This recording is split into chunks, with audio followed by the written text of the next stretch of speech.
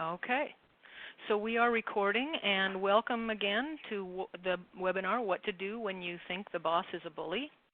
I'm Jennifer Sellers, and my partners Kate Harper and Sherry Boone are also here on the webinar, along with several of the viewers. I'll say a few words about Inspired Mastery, and it sounds like we do have some noise in the background. So if there's a phone ringing near you, you might try muting *6 to mute. So just a few words about Inspired Mastery, our company with executive impact through personal mastery. We are all about internal skills that lead to external success. We like to focus on strengths, and we facilitate clients having their own insights. You can see our services here: executive coaching, executive turnaround, team coaching, leadership programs, and complementary webinars. For today, we'll be in the executive turnaround and complementary webinar area. A little bit about myself. PCC stands for Professional Certified Coach. That's through the International Coach Federation. ABW stands for Accredited in Boss Whispering, which is through the Boss Whispering Institute. And when I tell people I coach abrasive executives, I usually get a nervous laugh first, and then something like, wow, that must really be hard. But for me, I love it. I love my clients, and I love the impact that's possible with this turnaround. I've been coaching since 2002. Kate, Sherry, and I co-authored a tool called Pause, 52 Ways to Shift Any Outcome in Less Than a Minute, and it's practical mindfulness for leaders. It consists of a book and a card deck, and we're really proud of it. We think it's fabulous. And we've gotten lots and lots of great feedback on people who are using it.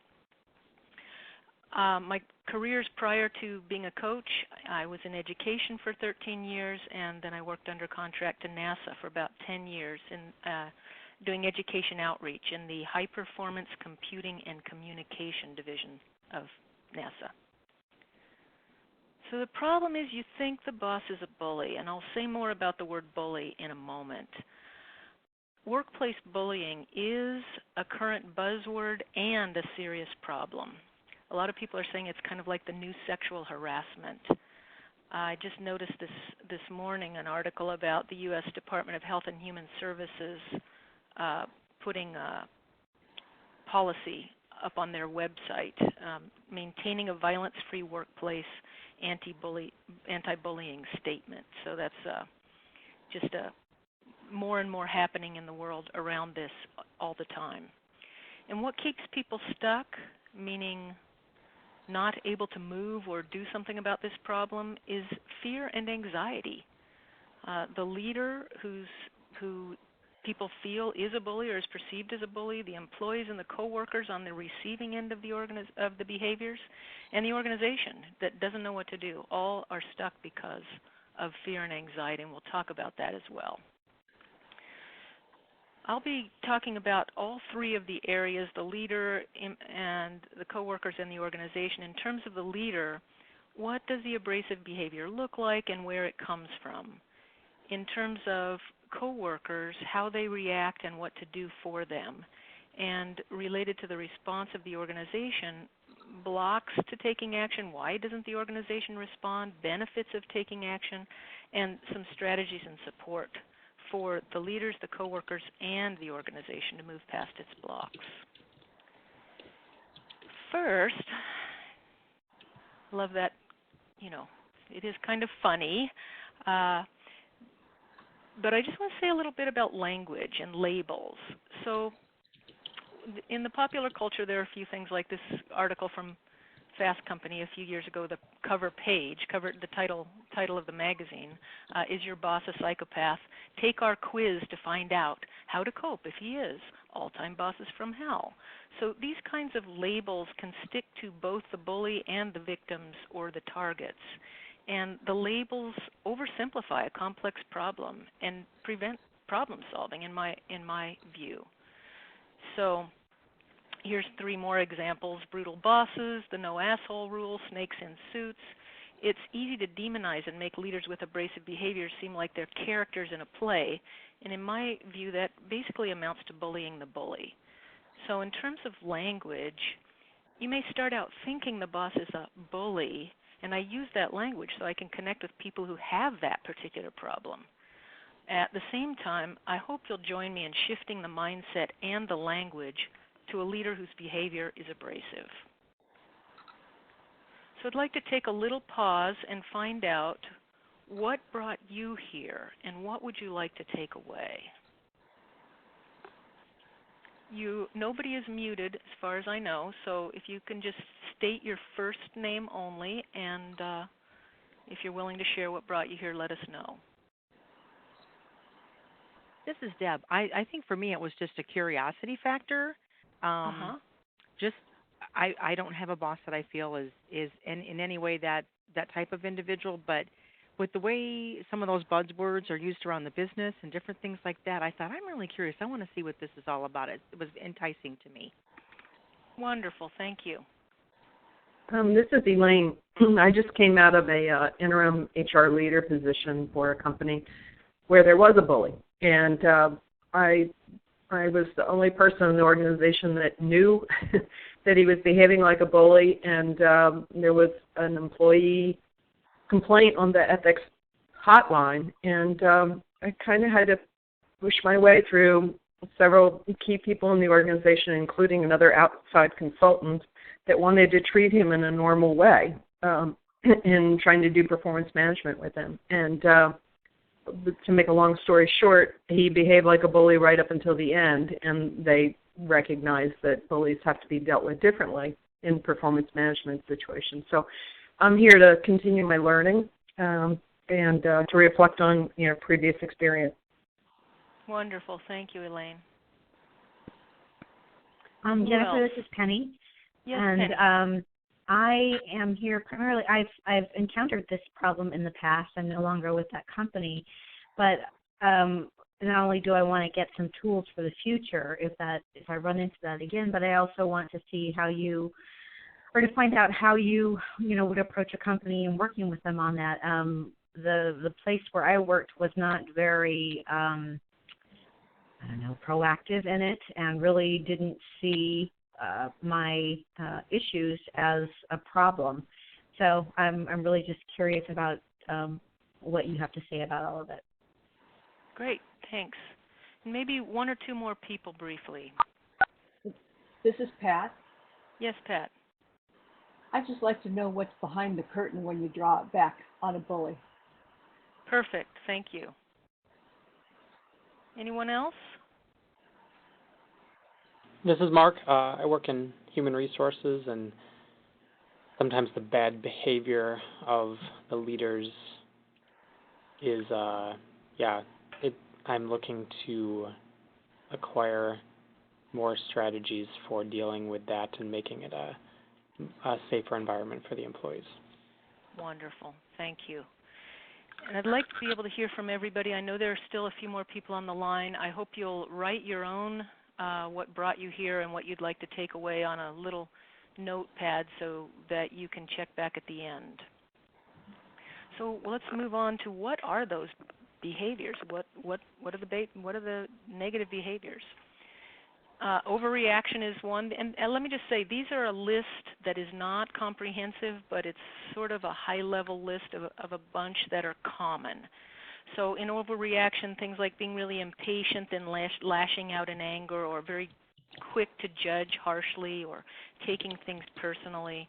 In terms of over-control and rigidity, the kind of just do it, no disagreement, no other perspectives accepted, people being very tense, very abrupt. In terms of threatening and humiliating, saying things like heads are going to roll, or hostile humor, like jokes about paychecks being lost, or actually yelling at people, or maybe not yelling, but belittling or criticizing people, either in a group or even in group emails. The condescending and demeaning can, the talking down to people, it can look like rolling eyes or snorting in contempt, or aggressive language like idiot and shut up, and possibly even profanity. And the engendering lack of trust is, I had a client who was, her behaviors were almost all in this area, and otherwise, she was in no way aggressive and was very friendly, and people enjoyed being around her, but they did not trust her at all in the workplace. They experienced her as dishonest, as insincere, not her friendliness, but other aspects of her as insincere. She didn't maintain confidentiality as far as they could see. They said that she took credit and for things that they had done, and took their ideas as her own.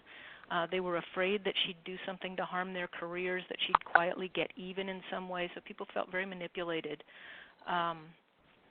This was not an aspect of that particular client, but in this area also the idea of favoritism. So there might be an in crowd, or the leader acts differently towards superiors than towards peers and direct reports.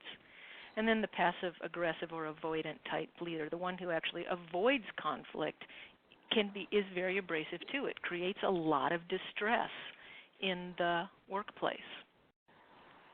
So the common assumptions about these leaders is that they're fully aware of the nature and impact of their abrasive behaviors, and that they mean to be mean, that they are intending to be mean, that they dominate through aggression and intimidation, and that their behavior is intractable. They can't change. In reality, however, the research out of the Boss Whispering Institute shows that there's little or no awareness of the nature and impact of their abrasive behaviors. They're unaware.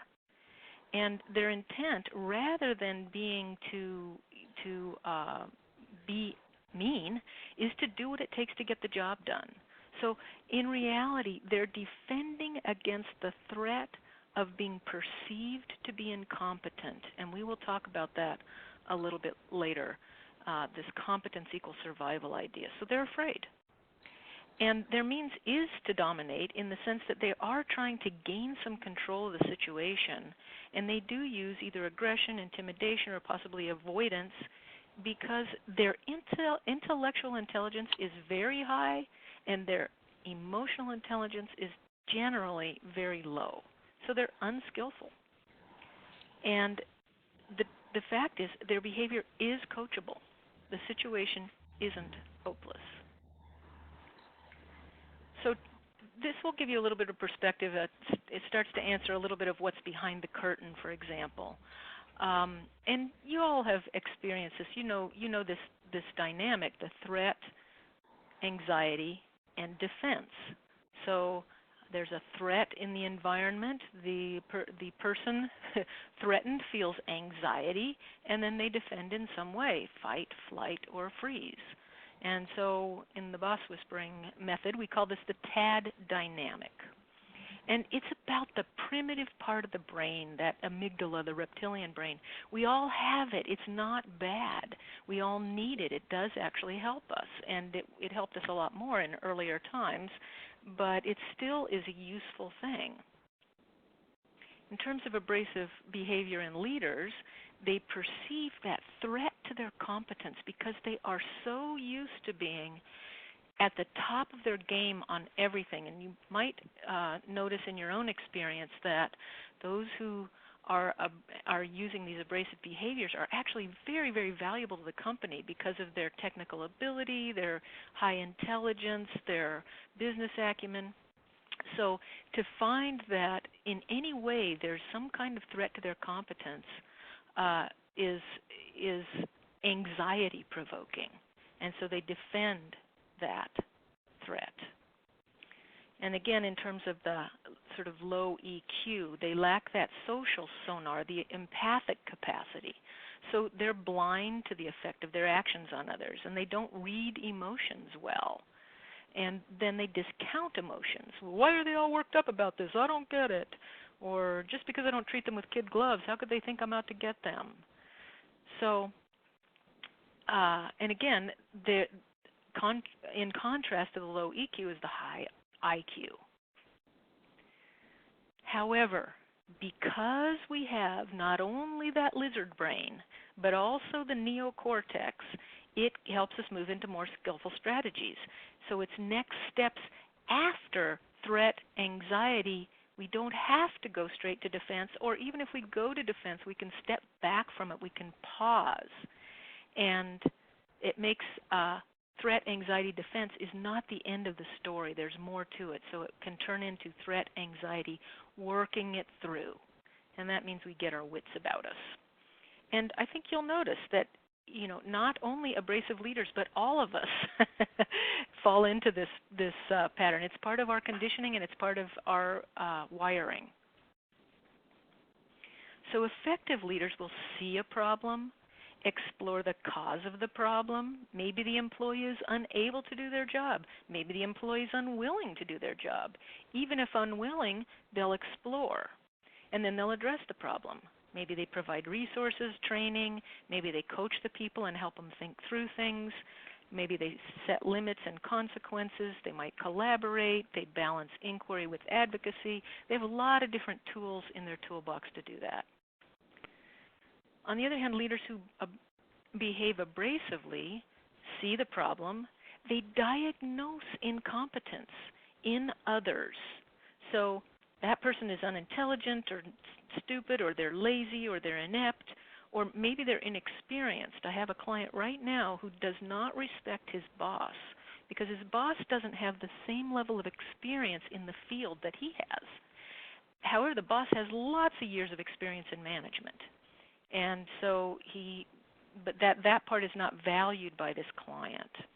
So then they attack that incompetence, either by dominating or threatening through intimidation, or using some of those more passive means, or again, in this case, attack incompetence might mean to avoid it altogether, just somehow move completely away from it, not deal with what they perceive to be incompetence. So it's interesting that the incompetence of others is going to reflect poorly on their competence, so they've got to get rid of it. All right, so I wanted to take, again, another sort of brief pause and just see if you could give, in few words, a behavior that you've seen and the impact of it.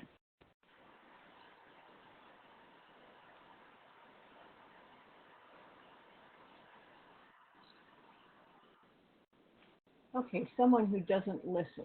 That the moment you say something to them, they take off on a response without, so they haven't really considered what you're saying. Yeah. That's a common one for sure. Great, thanks. Anyone else?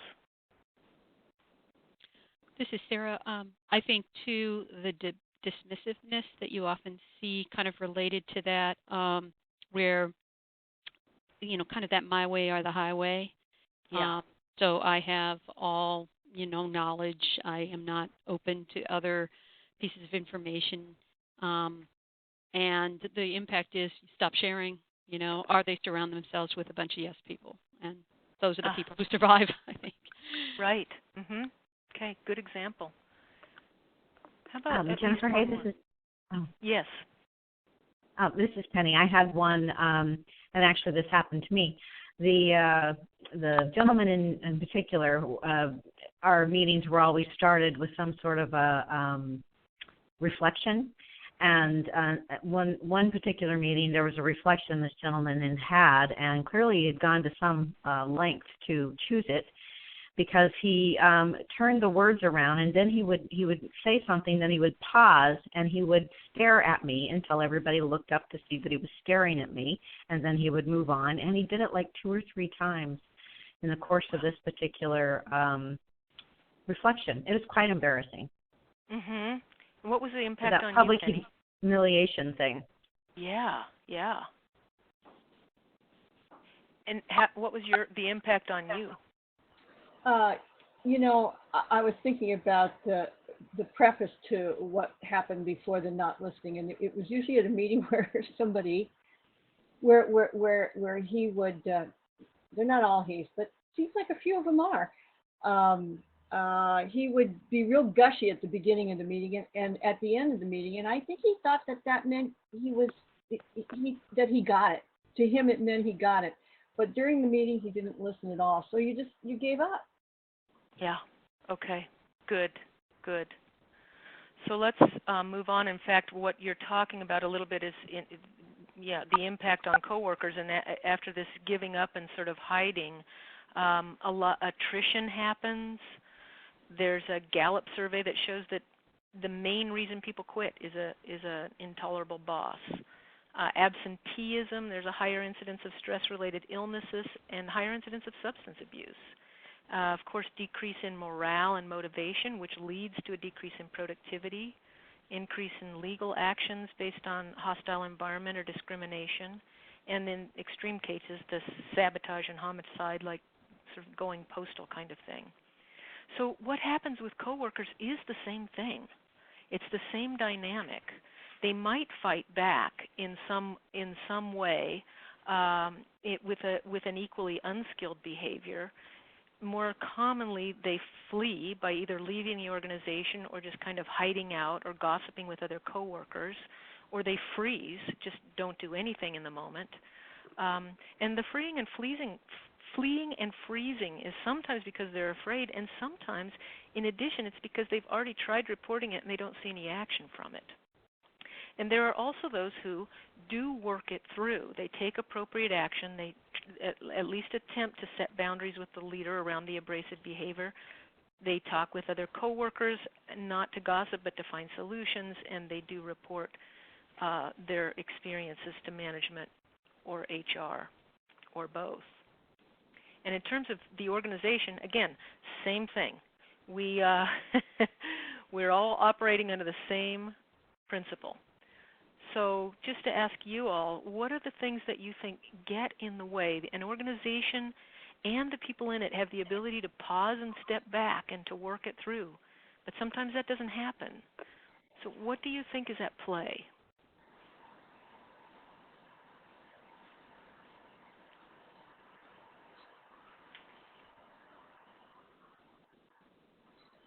This is Cynthia. I think one of the things that can get in the way of that is when upper management really doesn't know the lower level employees. So a lot of things are spoon-fed to them about other employees and not necessarily true. But all they have to go on is based on what they've been told about that individual employee. So not having experience. Okay. That's great. Thank you. Who else?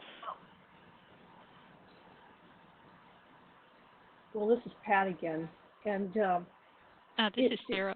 Oh, I'm sorry, interrupting. This is real quick. This is Pat. It seems like if they have had some action taken with them before, where they think they get it, they don't even listen more. If that makes sense. That does make sense. Thank you. And Sarah? I was going to say that and maybe it gets back to their skill set and their intelligence. What I have seen with people that are difficult at the top is that they get results, and that seems to be okay, despite maybe leaving a bunch of bloody bodies in their path, because they get results that's valued more than how they got there. And it's rare the senior management leader to, echo what Cynthia was saying, that really can understand, gets into the weeds enough to understand, well, what was the impact of what they did on their people. They just don't seem to get down to finding out that this person really is a very difficult, challenged person to work for. I would like to second that response. Okay, good. Yeah. I think that they get results is the biggest thing. That it makes it very hard for the organization to respond in a way that is positive. And so I'll add or sort of expand maybe a little bit on some of what you all are saying. The idea, so some of you might have even heard some of these things, rationalization. Well, nobody's perfect, including myself. or projection. Well, he's just got some difficult employees. Or procrastination. Well, she's going to be retiring pretty soon, so, kind of like maybe this will just go away. Minimizing. Well, he doesn't blow up that often, or you're making too much of this. And I think a number of unexamined beliefs are at play. Something didn't work in the past, or nothing has worked in the past, so now it's hopeless. We have this belief that it's hopeless. And the reason things may not have worked in the past, one possibility is the leader simply denied the behaviors, or the leader may have been given management training when that wasn't really what they needed, so it wasn't effective. And then the belief that people can't change, or the belief that the only way to handle this is to get rid of them, and that person is too valuable, we can't get rid of them, stuck. Jen, this is Kate. I also, I had a situation where I had an abrasive boss and who was very effective at getting results. And I sort of examined it and went, I don't think this is I think the way this boss works with his peers is different than his reports, and I don't think it's going to be good for me. I don't think it's actually going to look good for me. So I eventually left. But, it's a tough one. Or the belief that there's nothing that company, that that they can't do it, or the person can't change, and they're going to choose the results. Thanks. Yeah. So I'll move into what I believe can be done, and there is actually quite a bit in my view. And we'll look at each of the areas: the leader, the organization, coworkers. What can you do? In terms of the leader, which is where I work predominantly, although I do. I can help out in both of those areas, but part of it is the organization needs to show them the impact of their abrasive behaviors in some way. Give them a reason to care, and they have to care enough to want to change. So it's got to be a strong reason, and offer help. And I'll talk about each of those things. One of the ways to show them the impact is to make conduct an aspect of performance. I think it was maybe Elaine who was talking about this earlier. I'm not sure. I may have attributed that to the wrong person, but we heard a little bit of an example at the very beginning about that. So evaluate employees on both their technical performance and their interpersonal conduct, and identify and document the chronic patterns of negative perceptions, the things that are vexing people.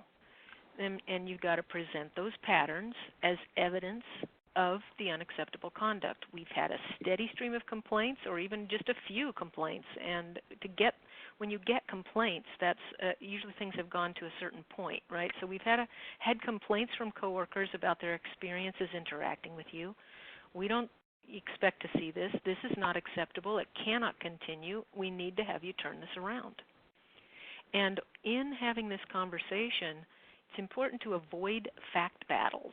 So not to get pulled into defensive battles of what really happened or who's really at fault.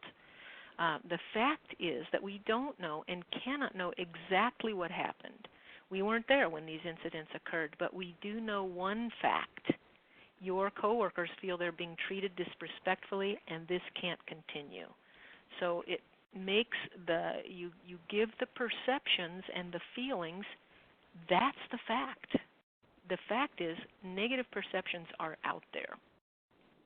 And then give them a reason to change. Setting limits. The way you interact with other people needs to change. And give consequences. Failure to do so will result in X, including up to and including termination. So, Jen? Yes.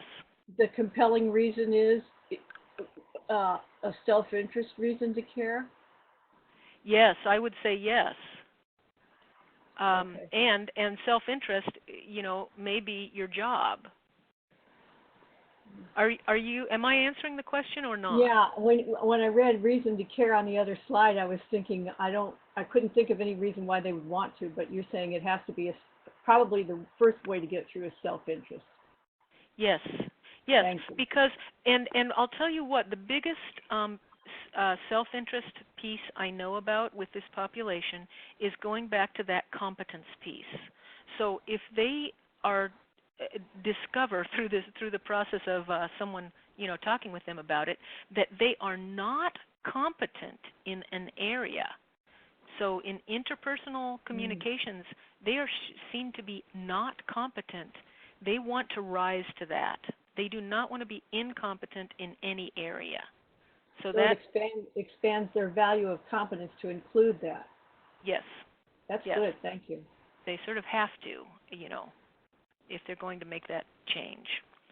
And then offer help, internal mentoring, somebody within the company who can help shepherd them along, and external specialized coaching that I'll talk about in a moment.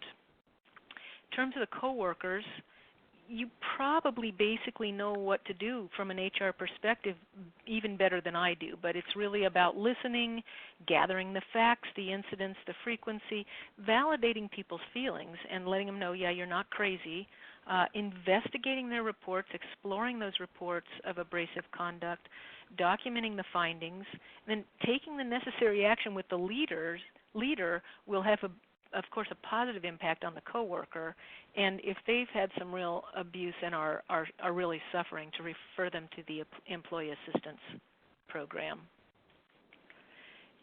And in terms of the organization, again, some solutions: evaluate on performance and conduct, maybe not equally, but make conduct a piece of everybody's evaluation. Develop and uphold a policy for civil behavior, and as I mentioned, there was one that just an example that has happened to come out across my email today at the National Institutes of Health and the Health and Human Services. So if anyone wants that, I can send that along to you. But there are many policies available all over the internet. Explore and document those patterns, and then somewhere along the line, the leader's management has to be enlisted. Now you need to show management the impact. Even if you are an arm of management, you got to go to that other arm of management and show them the impact of holding and not holding leaders accountable for adequate conduct, and give them reason to care enough to set those limits and consequences. And you can also offer help to the person who has to set the limits and consequences with the abrasive leader, and that help can be me. I can consult on that. In terms of specialized coaching, the boss whispering method that I use, just a few of the key benefits. I won't go into detail as to how it works. I'm very, very happy to talk with anybody who wants further detail on that outside of this venue.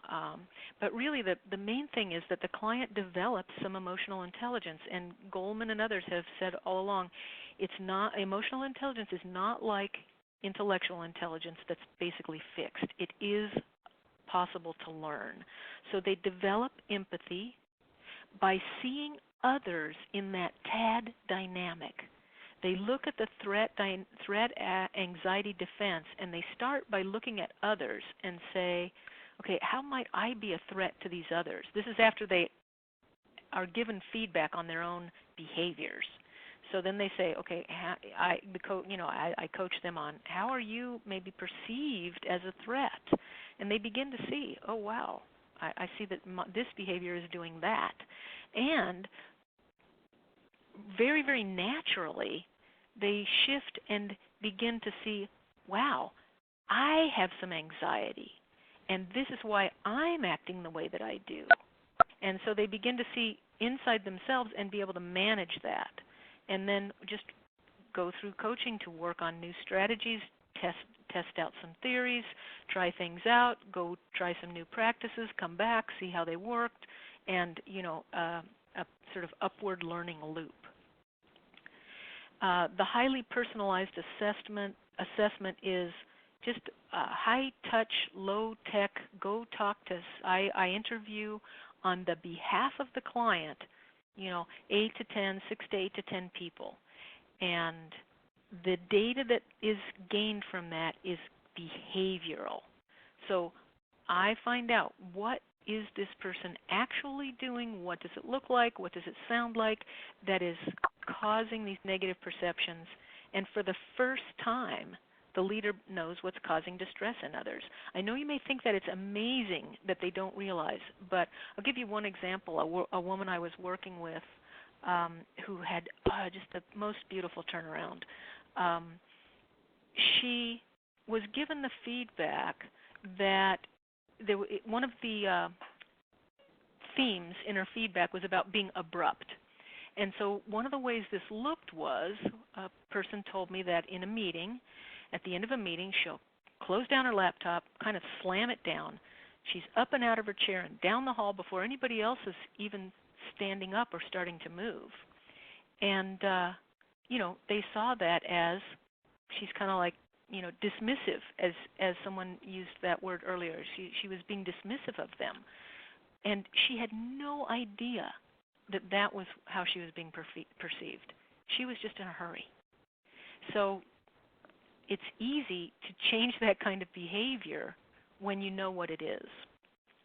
And then a pulse check for progress, which happens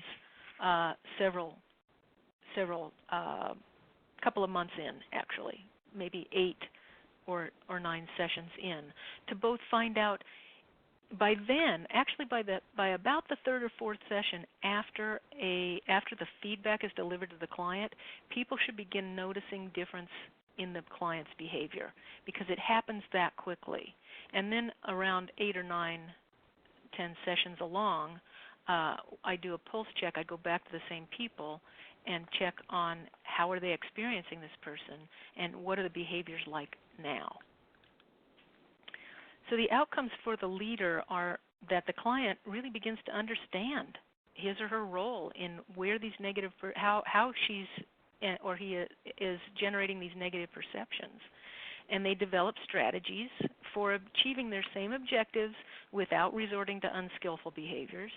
And then as insight into themselves increases, their anxiety of being perceived to be incompetent decreases. So the value of the whole boss whispering situation is that leaders gain insight into themselves and competence with others. They understand so they can manage themselves. They're more effective as a leader, and in some cases they're able to continue working in the organization. But in any case, they're going to be more effective if they were able to make that turnaround. And even though the coworker assessment and pulse check are specifically for gathering the behaviors of the leader, and that's what they're all about, there's a byproduct of talking to those coworkers in that they get a chance to convey their frustrations and fears. They actually get a chance to hear themselves talk, and sometimes in the moment I'll hear people finding solutions. Like they'll sort of notice, oh, yeah, I've been allowing this behavior to go on by not doing something or saying something. That's not always true, and in a lot of cases there's nothing they could do. But in some cases there is something, and they see, oh, I do have a part in this interaction. And when, in terms of the pulse check in particular, it gives them a chance to notice the changes the leader has made. I think in every pulse check I've done, there's been at least one person who starts out by saying, oh, we didn't notice any change. I haven't noticed any changes at all in this person. They're just the same. And I say, okay, well, tell me about it. And they start talking, and they say, oh, well, I guess that is a change, isn't it? Oh, well, and I talk a little bit more. Oh, well, that's a change too. So they begin to see, oh, yes, the person has changed. Because sometimes it's hard to recognize that if one's mindset is kind of fossilized around an idea. And then, of course, for the organization, it maximizes human capital. You retain the value of the leader, you retain valued other employees, and you get more value out of them because they're not freezing and fleeing. And then, of course, you mitigate the risks of not taking action, which could be the problem continues, or the organization seems to condone the behavior. So the organization gets to create a win-win all the way around. And if the leader doesn't change, at least they were given an opportunity. They may yet learn from it. Employees and coworkers appreciate that they regard the employer positively for intervening And if the person is terminated, their suffering ends. The organization knows they did what they could, and according to I've spoken to 2 lawyers about this, and a handful of HR people who do believe that it reduces the potential for litigation because they can demonstrate that the organization can demonstrate that it's intervened. So I want to give you all a little bit of a chance to talk. Again, I've talked here about the problem of the abrasive behaviors and otherwise valued leaders, and we've looked at what's underneath it and what to do about it. Wondering, what are you taking from today's webinar? And if there are any other questions or comments that you want to make as well.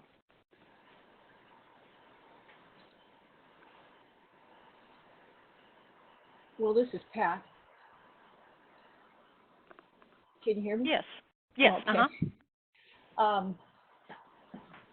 I think the most useful thing I got, good stuff, and I think the most useful thing I got out of this was the one I was querying you about having a reason to care, because I really didn't think there was any reason why you could get them to care.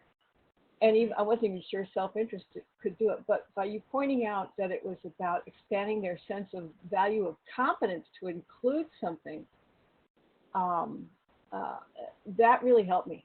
That was, I think, the biggest takeaway for me. Great. Thanks, Pat. Who else? This is Elaine. In your research, did you find out, though, and I don't know this, I just sense it from the people that I've met in my own career, I think there's something about how bullies are formed originally, like, what you're referring to is the competence, but and especially in the case of this last guy, that wasn't enough for him. Once he was challenged, he came out like a raging bear. I mean, really, doing things against his boss. He filed his own complaint. He just he went for scorched earth because he got challenged. And it does make me think that, like any other behavior, there's probably a continuum for bullies. That, and maybe now that you're talking about why they're threatened, what buttons it's pressing for them.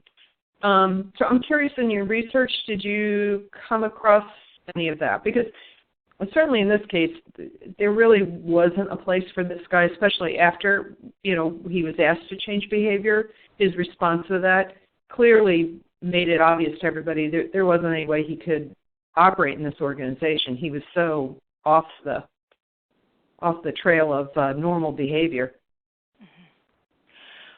Well, I guess even those who seem to be off the trail of normal behavior, in coaching, have turned around. I've seen this happen with people who were raging bears and scorched earth types. So it still can happen. In terms of how they were formed originally, generally in coaching we don't kind of head that way, but it's pretty easy to see in most cases that they were treated very abrasively as from in their families. So they were bullied. Yeah. Yeah. Yeah. In most cases that the ones that have that kind of behavior, most of them grew up in some kind of a situation where that was happening. Yeah. And yes, absolutely, there's a continuum. And like I said, I mean, it goes to complete avoidance on another end. Mhm. So thanks, Elaine. Yeah. Who else? I have one more question. What do? You said earlier somebody might have had, this is Pat, they might have been sent to leadership training and that wasn't it. So what if they were given some sort of intervention that wasn't the right one and it sort of inoculated them against thinking that anything will work? Yeah, well, I mean, from my perspective, all you can do is say, it didn't work, and we think we have something that will. That wasn't the right thing, and we think we have something that will. I had a client, actually I'm working with this person right now, who had just gone through a 360 before I started working with him. So, they didn't want to do yet another one. But we did end up gathering feedback because that's what he needed. He needed the direct feedback, not the kind of 360 that is not going to talk about what exactly are those behaviors. So I'm not sure if I'm answering your question other than to say, I think it's very reasonable to say, hey, that wasn't the right answer. Yeah, okay. So who else? This is Mark. Yes, Mark. To an earlier comment, I also really appreciated your insight around the competence and how that is survival and how it may just be a threat to their competence, so that they're afraid of anything that has them coming across as being incompetent. Mm-hmm. That really helped me. Does that sort of make sense in the examples you're thinking of? It does, and I think, it's a symptom of the low EQ, and it was nice to see that, your suggestions for addressing it is to help increase emotional intelligence, which is something that we found ourselves doing with many executives. So it's nice to see that is also other people are doing that as well, or using that as a kind of an intervention for these situations. Yeah, great. Good for you. Who else?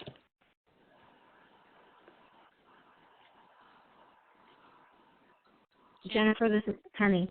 I think the thing that I keep thinking is, gosh, you guys ought to be teaching this at a national SHRM conference, and then them taking it back to the state or the local level on some of this, or doing it, because it's how you're explaining it is so simple, yet it seems to be so hard to do for organizations. And if they had the coaching and the tools to do something like that, I think it would make a lot of people's lives easier.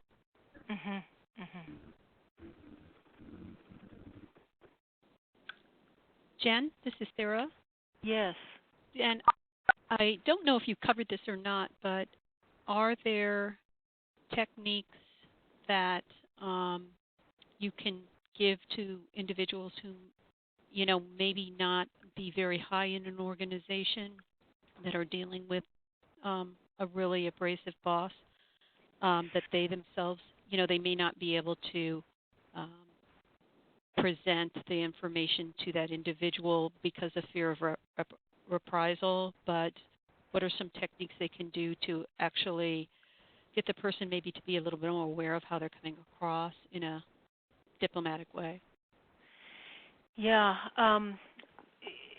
that's a tough one because diplomatic ways don't tend to work very well. They don't get it. And so it does need to be in a very direct way, and usually that works better with someone who is not, like you said, someone who's in a place of authority or responsibility for that person in the organization. So someone who isn't, probably from my perspective, your best bet is networking. Networking throughout the organization to get to the people who can actually have an effect. And otherwise, just for yourself, and it's a risky thing, to set some boundaries. Say, you may not speak to me that way.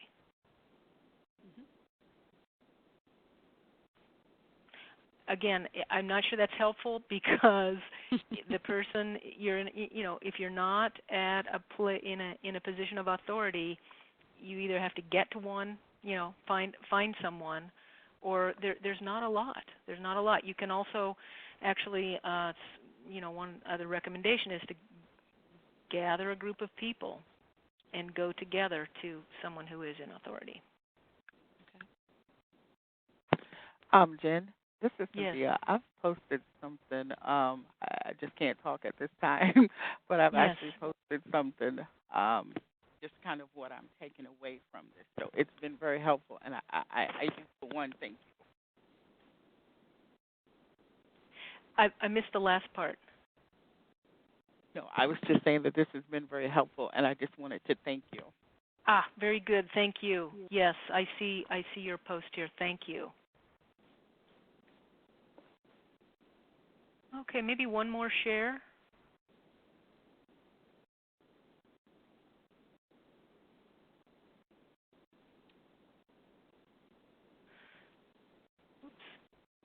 So, what are the costs of not taking action? What's the potential gain if you do? What is next for you? If you would like to bring this webinar or a customized version of it to your organization, please contact me. I can do the same kind of thing for a group in your organization, be it HR business partners or other stakeholders or a combination. I'm happy to do a confidential consultation at no cost. So my phone number is here. The Inspired Mastery website is here, and there's a link to the Boss Whispering Institute on our website as well. I'd like to thank everybody for joining us, and I will go ahead and turn off recording, and if anyone would like to stay on the line for a few moments for questions that you might still have, that's fabulous, and if you'd rather talk to me individually, feel free to give a call. So thank you all very much. Thanks, Jen. Thank you. Thank you. Thanks, Jen. Thank you so much. Thank you. Thank you.